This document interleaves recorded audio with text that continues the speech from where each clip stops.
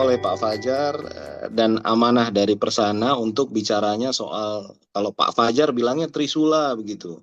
Saya bilangnya trilogi. Mau dibilang Trisakti juga boleh sebenarnya. Yang paling penting ada tiga konsep yang kemudian nanti akan ada di regulasi sektor kesehatan nasional, yaitu kelas rawat inap standar, rujukan berbasis kompetensi, dan IDRG begitu ya. Oke Pak Fajar, slide selanjutnya. Teman-teman semua, para pemilik, direktur maupun representasi pemilik, yang pertama tentu kita akan lihat regulasi-regulasi ini kan sebenarnya upaya yang sedang di-set up oleh pemerintah untuk mengatasi tiga hal utama ya. Ada persoalan akses, persoalan mutu, dan persoalan biaya. Tentu hal yang paling penting tadi, sebagaimana Pak Fajar sudah sampaikan sebagai pemantik itu tadi, ini kapan regulasinya akan diimplementasikan dan apakah kemudian akan diimplementasikan secara serentak? Itu yang kemudian jadi pertanyaan. Selama ini kita dapat begitu banyak sosialisasi tapi tidak ada yang pasti ya. Ketidakpastian di dalam dunia bisnis itu adalah sebuah bahaya sesungguhnya. Dan kita perlu cermati agar kita bisa mengantisipasi.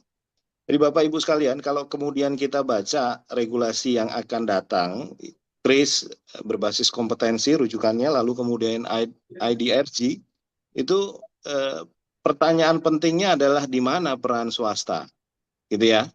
Lalu kemudian pertanyaan yang lebih dalamnya lagi, bagaimana peran rumah sakit swasta soliter. Nah ini yang paling krusial nih, karena kalau rumah sakit swasta yang berjejaring, konglomerasi, mungkin dengan supporting finansialnya mereka bisa lewati itu dengan baik-baik saja. Slide selanjutnya Pak Fajar. Bapak Ibu sekalian, kalau kemudian kita lihat slide-nya selanjutnya Pak Fajar, 70% populasi rumah sakit nasional itu adalah rumah sakit swasta ya. Rumah sakit swasta ini proporsinya sekitar 60% sampai 70% dari rumah sakit secara nasional.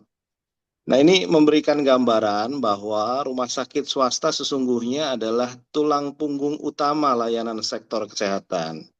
Jadi kalau pemerintah atau regulator atau pembuat kebijakan ingin melakukan perubahan terkait regulasi di sektor kesehatan, maka yang harus ditimbang, diperhatikan, diajak bicara adalah rumah sakit swasta tentunya, karena proporsinya besar dan banyak. Dan asumsi saya, ini pakai asumsi kira-kira begitu ya Prof ya, 60% dari yang 70% itu rumah sakit swasta soliter.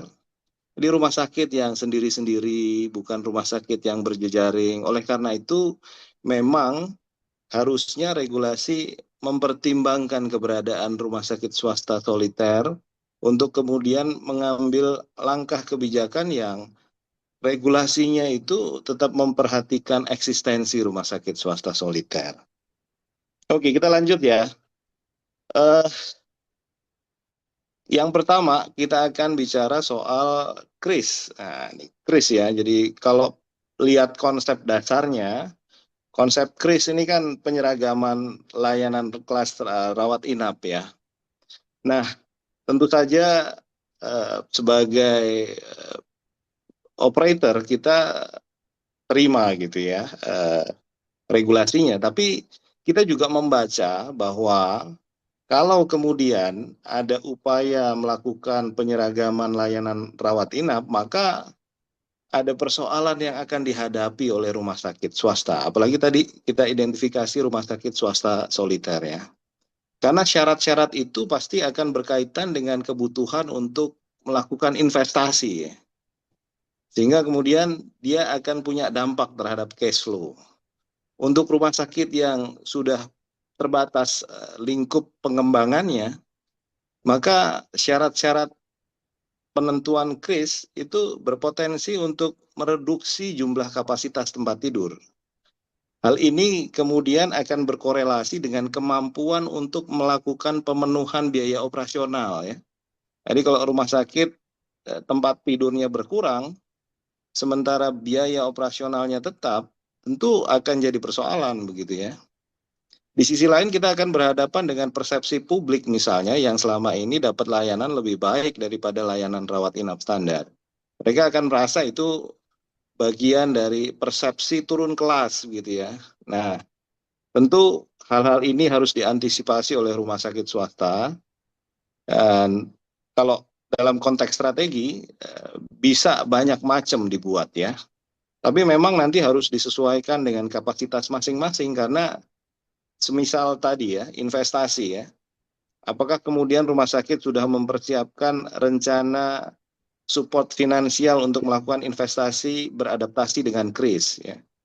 Lalu melakukan pengelolaan jumlah tempat tidur agar optimal sesuai dengan biaya operasional ya.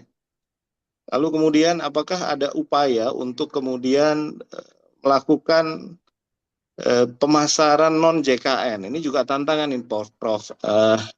Kalau kita lihat rumah sakit swasta yang saat ini dominasinya melayani JKN, tentu mencari market baru non JKN itu bukan perkara mudah, apalagi berhadapan dengan rumah sakit swasta yang konglomerasi yang selama ini sudah non JKN begitu ya.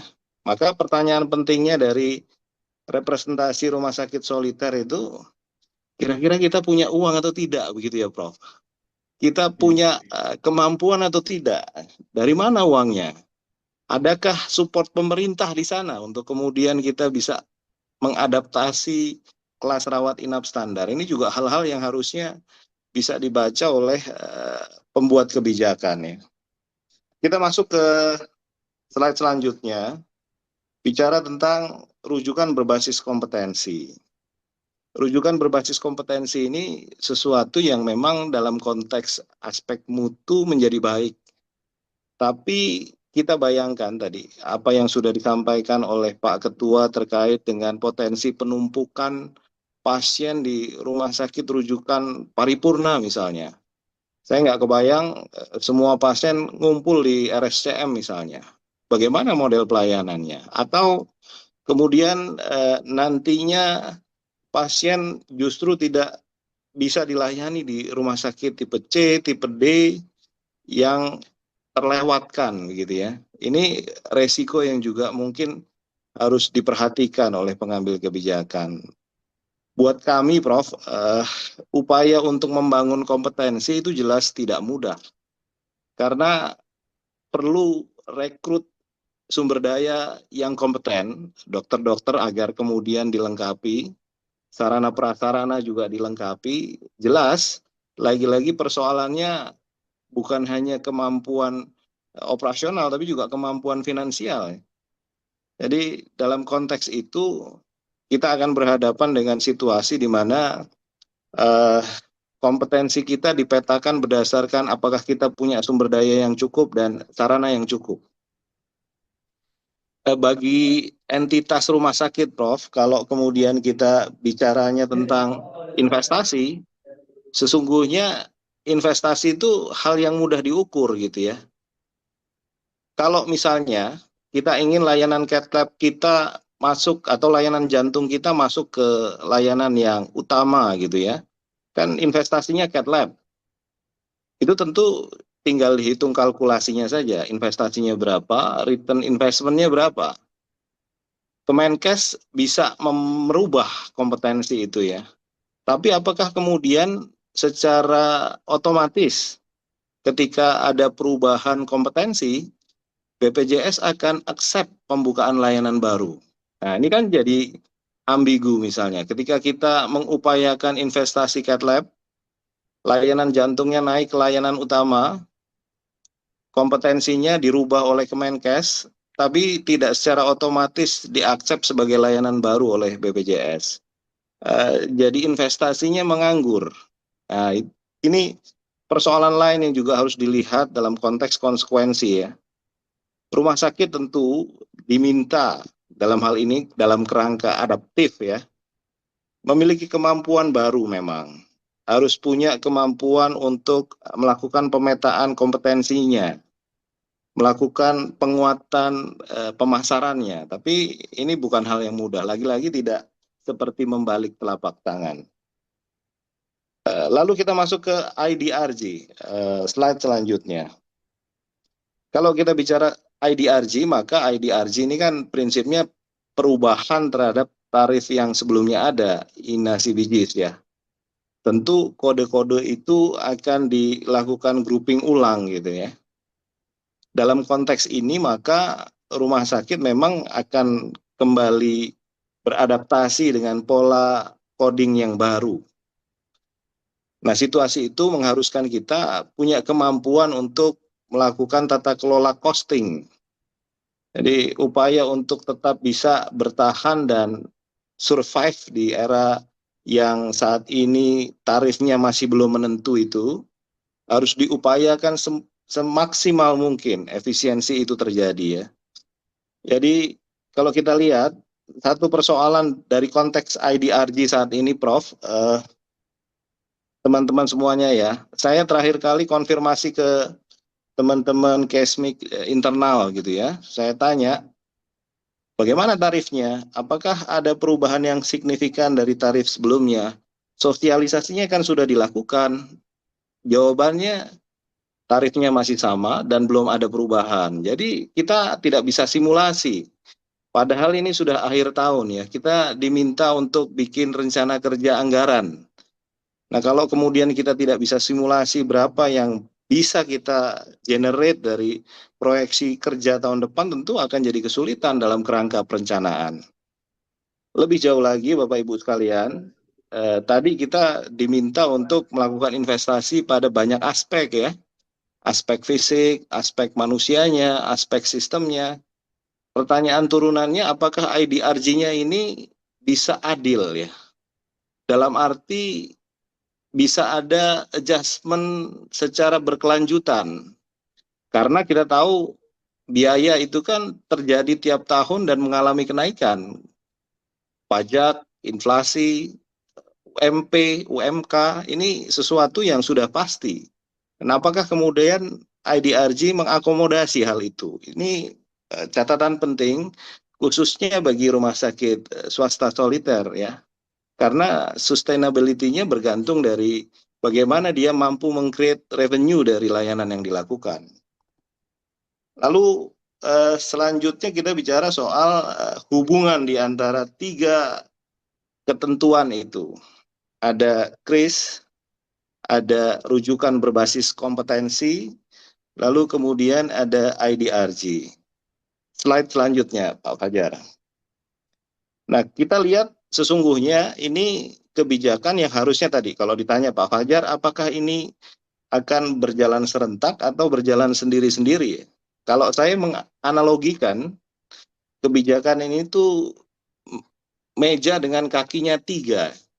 Jadi tidak mungkin dia satu kakinya itu berdiri terpisah dari kaki yang lain, karena akan jomplang. KRIS harus interkoneksi dengan IDRG. Rujukan berbasis kompetensi harus interkoneksi dengan IDRG. Jadi tidak mungkin itu terpisah-pisah begitu, karena tentu akan berkonsekuensi terhadap persoalan-persoalan turunan secara operasional. Nah, dalam konteks keserentakan, bagaimana modelnya? Ada waktu adaptasi tidak?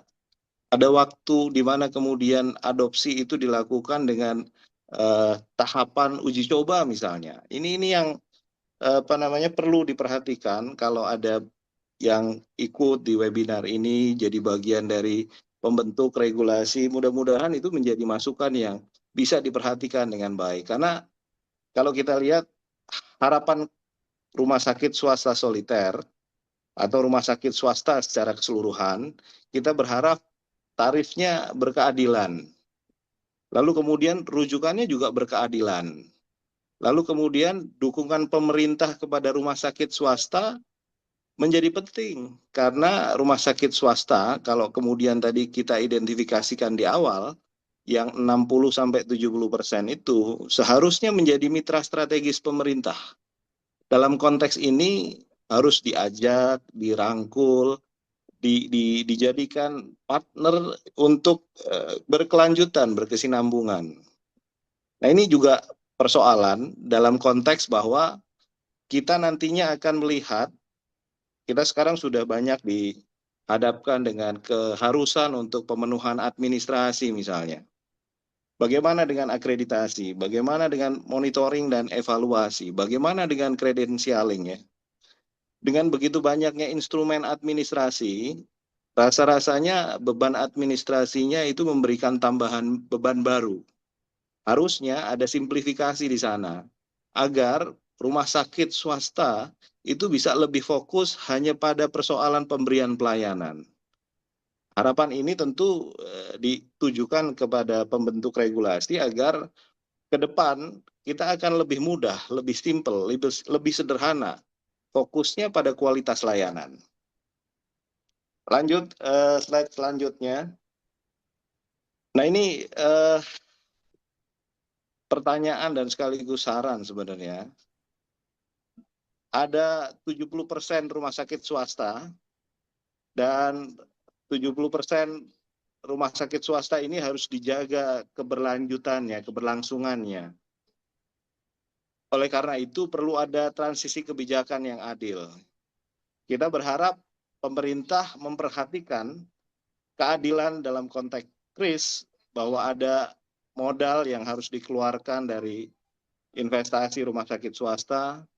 Lalu kemudian kita ingin juga keadilan dalam konteks distribusi rujukan, agar rumah sakit pemerintah yang paripurna itu tidak pilih-pilih begitu ya, cherry picking gitu, ngambil yang agak mudah tapi yang tarifnya agak besar gitu, sehingga kemudian yang tersisa di rumah sakit tipe C, tipe D itu agak lebih sulit dengan tarif yang lebih kecil gitu ya. Dalam konteks IDRG misalnya, keadilan tarif tadi, kita berharap misalnya pemerintah dengan mudah melakukan adjustment terhadap kenaikan biaya operasional. Jadi kalau kemarin regulasinya bilang selambat-lambatnya 2 tahun, harusnya dengan aturan baru selambat-lambatnya 1 tahun atau bahkan 6 bulan, karena perubahannya demikian cepat terjadi ya. Nilai tukar cepat berubah, biaya bahan baku pembelian obat cepat terjadi. Oleh karena itu harapannya tentu saja seluruh regulasi yang nantinya akan diterapkan mampu memberikan efek proteksi, khususnya kepada rumah sakit swasta. Tentu ini menjadi ironi kalau kemudian kita lihat bagaimana pemerintah berupaya untuk menarik investor asing dengan karpet merah, tapi justru tidak, seolah-olah tidak memperhatikan para investor lokal yang sudah existing dalam pelayanan rumah sakit swasta soliter ataupun rumah sakit swasta secara keseluruhan. Jadi ini catatan yang harusnya ditimbang, karena investor lokal sudah lebih dulu ada, sudah lebih dulu memberikan kontribusi dan dampak. Harusnya ada perlindungan dan ada upaya untuk tetap menumbuh kembangkan hal tersebut. Terakhir, kesimpulan. Nah, ini jelas bagian yang paripurna ya. Kita slide-nya terakhir. Memang kita akan berubah, paradigmanya juga harus dirubah, dan dalam konteks itu kita berharap regulasi ini tidak menjadi dan tidak sampai mematikan rumah sakit swasta ya. Segala macam yang kemudian tadi diidentifikasi sebagai persoalan harus bisa diselesaikan dengan duduk bersama. Kunci keberhasilan dari implementasi regulasi adalah kemenangan bersama, dan dalam konteks itu regulator, publik, dan operator dalam hal ini rumah sakit, khususnya rumah sakit swasta, hidup dalam relasi yang saling menguntungkan. Ya, Bapak Ibu sekalian, saya mengandaikan, Prof, ini salah satu persoalan yang kita hadapi misalnya. Kalau kita lihat program besar ya, pemerintah saat ini makan bergizi gratis gitu ya. Itu alokasi anggarannya 350 triliun. Sementara kalau kita lihat realisasi JKN yang 175 itu, target sasarannya 250 juta. Bisa dibayangkan tuh ya. Yang satu 350 triliun dengan target sasaran 82 juta, yang satu 175 triliun untuk target sasaran 250 juta. Jadi Kalau ada situasi di mana kemudian ada kekurangan dalam konteks anggaran kesehatan, harusnya pemerintah dengan mudah melakukan dukungan untuk pemenuhan layanan kesehatan dengan lebih baik. Kan terbukti mudah memindahkan 200 triliun dari dana BI ke pasar gitu ya. Harusnya dengan logika yang sama, sektor kesehatan diberikan dukungan agar kemudian bisa tetap hidup. Dan dalam konteks itu, keberadaan rumah sakit swasta menjadi penting diperhatikan dan kemudian didorong untuk bisa hidup secara berkelanjutan, berkesinambungan untuk kebaikan bersama. Itu saja, Prof, yang bisa saya sampaikan. Mudah-mudahan nanti kita bisa berdiskusi dan mendengarkan lebih jauh apa yang bisa disampaikan oleh Prof. Hasbullah. Terima kasih, Pak Fajar.